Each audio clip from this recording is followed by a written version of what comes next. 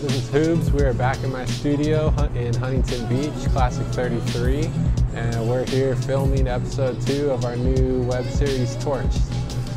Today we are doing a bunch of stuff. We're finishing up a whole group of work I've been working on for about the past 2.5 weeks.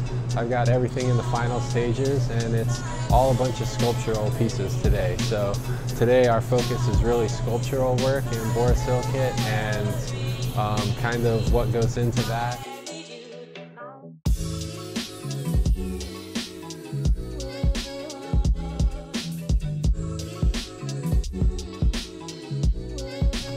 So I wanted to go through some of the materials that we use to start and a little bit of the process. Basically, we start with these clear tubes and these solid color rods, and we mix those together to create larger tubing. Basically, the technique we use is starting with a diameter tubing, maybe about 1 inch, and then we take these sticks of rods and we melt them one by one over the top of the tube until we get an entire opaque surface. And we slip that entire section into another piece of clear glass tubing and melt that completely down so that we end up with a section that has a little bit of clear on the outside, a little bit of clear on the inside, and some color mashed into the center, thin layer of color that really stabilizes everything and makes it a lot more easier to work, and gives us kind of more opportunity to stress the glass out and not have it explode on us. Basically in sculpture, we are stressing the glass out as much as it can possibly take. Like, we're forcing the glass into positions that it doesn't naturally want to take on. A lot of sharp, tight curves and points that really aren't naturally the way the glass wants to flow, but because of the way we work it, we're able to keep it hot and keep it all stable, and in the end, it all holds up. So we've learned that over the years, and we're going through some of the final steps in these sculptures today.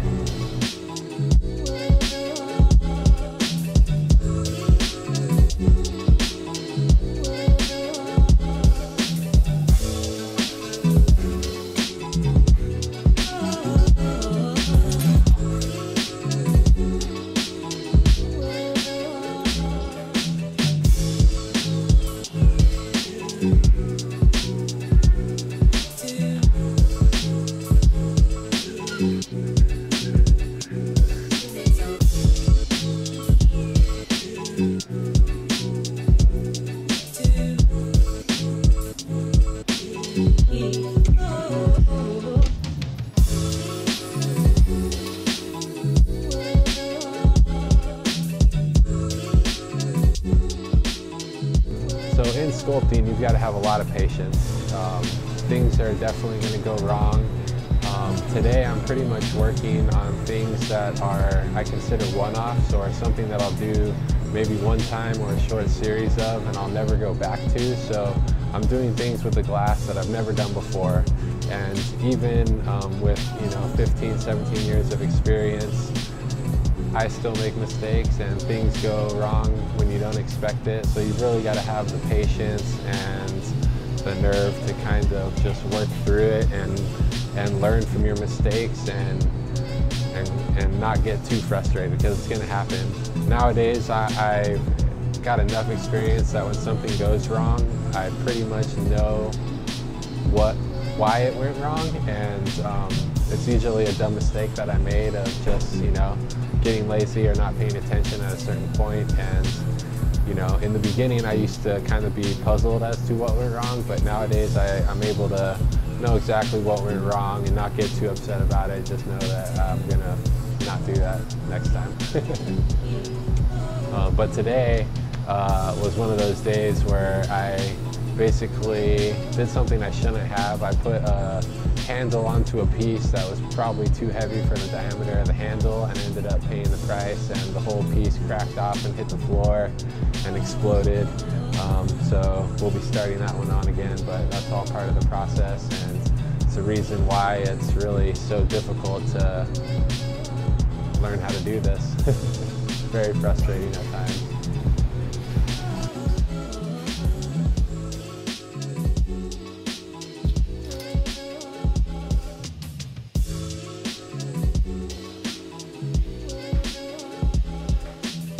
So today I'm working on some pieces that are going to be displayed at a show I have coming up in about a month. And the pieces that I'm working on today are all kind of fun pieces that I, from my childhood, like through comic books and cartoons and movies and all other mediums of art that have inspired me through the years. I'm kind of just bringing those back to life with my own little touch and in the three-dimensional world of glass. So it's really fun, kind of nostalgic work that I'm doing this week, and it really makes me feel like a kid again. But basically I've got a set of pieces I'm working on that are kind of replicas of the Toon Bullet from the movie Roger Rabbit. I've been doing a series of work from that movie, and this is something that I've wanted to do for a long time, so I decided to get down on some this week. And then I have another set of pieces from a new kid series that I'm doing of basically all my favorite superheroes in kind of kid forms. And this week I did Spawn and the Violator, which are two of my favorite comic books growing up, and it's been fun to kind of recreate those in glass and put my own little twist to them. And the final piece that I worked on was a new kind of baby commando robot, which is just a mashup of a bunch of different comics and movies that I've enjoyed in the years, and I kind of put my own twist into this new little character. So all this stuff will be displayed in late April at my show, and you can definitely find more information on my Instagram and probably OG Rascals and Nuggs Instagram as well.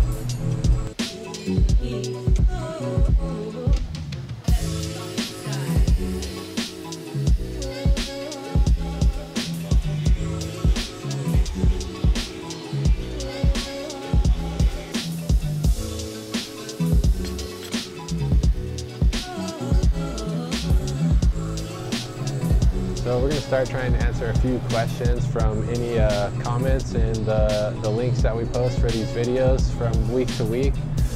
This week we're just starting out with a few that we made up, but anything that you guys are interested in, just post it and we'll try to respond in the following videos. Just trying to educate you guys on the process and give you a little insight into how all this stuff really works. So as far as like the process of sculpting goes, definitely things go wrong and definitely things break. You really got to have persistence and patience, and it's taken a lot of years to get to the point to where you can manipulate the glass and from step 1 to step 200 really not make a mistake. And that's what it takes to do some of these more complex pieces. Is if you make a mistake in some of the earlier steps, you're really going to have issues later on. So from stage 1, step 1, you really have to be precise and pretty perfect with what you do, and that's what just takes years and years of repetition and practice of smaller stuff, and you just work your way up slowly. Raw materials can be really expensive. I would say at this given moment right now in my studio, I probably have $10,000, if not more, of just raw materials laying around. That's definitely not anywhere near what you need to get started in something like this, but obviously I'm doing this every day for many, many years, so I like to have a variety and be able to have everything on deck that I could possibly need. But you can basically start out with like a stick of clear tubing and a couple sticks of color, which will be, maybe 15 or 20 bucks, and you could be, playing around with glass yourself.